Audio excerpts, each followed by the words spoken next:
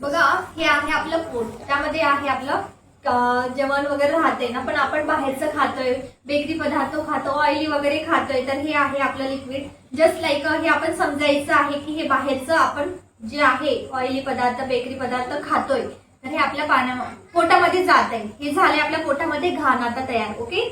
पण आपलं जे रियांचं जे अल्कलाइन ड्रॉप आहे, जे आपण सजेस्ट करतो इतरांना, की लोक म्हणतात की हे एवढा ड्रॉप कशाला घ्यायचा, अल्कलाइन ड्रॉप मॅडम किट तरी घेतोय, पण हा एवढूसा ड्रॉप आपल्या बॉडीवरती काय रिझल्ट देतोय, तर हा बघा कसा रिझल्ट देतोय. तर हे आपल्या पोटामधली घाण आहे, हा ग्लास हे घाण आहे, आणि हा जो अल्कलाइन ड्रॉप आहे हा मी या पाण्यामध्ये टाकते, तर हे आपल्या पोटातली घाण हा ड्रॉप कसा क्लिअर करतोय बघा.